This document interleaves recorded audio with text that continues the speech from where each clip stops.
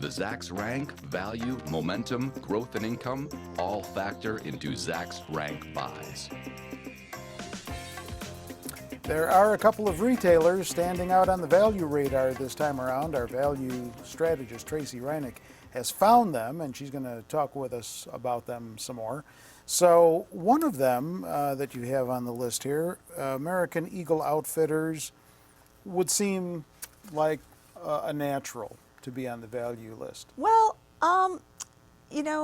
these on-trend retailers, which is what American Eagle is, Yeah. I mean, they basically market to teenagers and maybe 20-somethings. Those have had their ups and downs, there's no doubt about it. I was thinking more from the standpoint of the holiday season, right. Not far off. Right.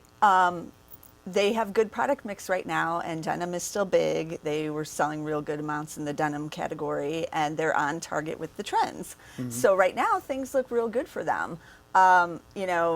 Everything in retail has kind of been beaten up in the stock market right now. Yeah. Everything is being lumped together, like, oh, there's something wrong with the consumer, the consumer's sick or whatever. Not spending. Yeah, but that's not true of all of these companies. American Eagle actually doesn't report again for its third quarter until early December, but it preliminarily reported its same-store sales, and they were up 9%. Yeah. And that's just like tremendous. And they said they see good numbers coming in for the holidays. So, things are not going poorly for these guys. You can see all the analysts were raising the estimates because they did raise third quarter earnings guidance to about 34 cents. Their prior guidance range was 28 to 31. So they're seeing way less promotional activity now. They don't have to put things on sale. Mm-hmm. That's a real good sign for any of these kinds of retailers. Sure. Obviously margins are increasing if they don't have to discount. And you can see earnings are expected to grow about 67% this year. So that's just tremendous. Now the shares, as I said, everything's being lumped together. So the shares have been weak and have sold off here considerably off of the year highs. So, this is a good buying opportunity. Even I was looking at all these numbers going, I should buy this. And it pays a dividend of 3%, which is almost unheard of for, a specialty retailer like this. Great cash flow and things, they're in the right area right now. Okay. The other one, I told you before we started recording, kind of took me by surprise.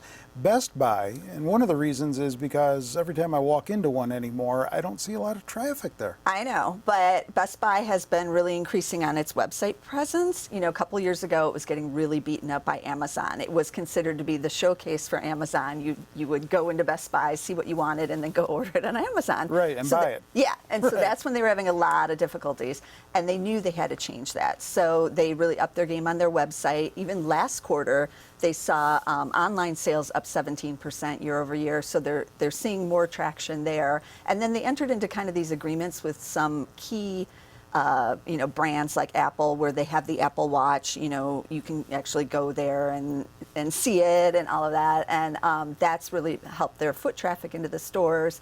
So Best Buy kind of left for dead, but it's definitely been turning around the last couple of years. You can see the earnings estimates are starting to inch up here. They're only supposed to see about 3% earnings growth this year, but 9% for next year, which, again, for a company that everybody thought was doomed basically a couple of years ago, right, is pretty good earnings growth. They have been consolidating their stores in Canada, in the Canadian market. They've closed some, and then they put everything else under the Best Buy brand. So they now have stores in Canada, the U.S., and Mexico, so they're basically North American only. That's helping them too, I think, to just focus. Mm-hmm. And then when you look at the shares, you can see they too have traded down lower because everybody's nervous. Best Buy actually reports this week, so we're not quite sure what they're going to do. But this thing where everybody's being lumped together is just not right, in my opinion. Both these stocks that we've talked about today are cheap. They're both trading under 15 times. And Best Buy also pays a dividend yielding 2.9%, which is also really great. So Best Buy reports on the 19th. That's right. Of November, which is just a day off here from when we're talking about right. this. Dividend only one of the few paying under 3%, right? Well, yeah, I mean, 2.9 for a retailer is really strong. Yeah. I mean, they're definitely giving back to the shareholder here and thanking them for their patience as they turn around, the business. Sure. But investors shouldn't be lumping all the retailers under the same umbrella, because it is really brand by brand. And some of the brands, as we've just talked about today, are still doing really well. Yeah, interesting point. And I understood from the first one that you commented on, you don't own that one. What I about do not. Best Buy? I don't own Best Buy either. Okay. Thanks, Tracy. If you want more stock information, stock picks, stock picking strategies, or stock commentary, get on over to our website, Zacks.com. You can link to it all there right off the homepage. A lot of interesting stuff for you to spend time reviewing. And if you're watching our videos on the YouTube platform, don't forget there is where you can subscribe to them and even comment on them, and the feedback is always welcome. With Tracy, I'm Terry Ruffalo.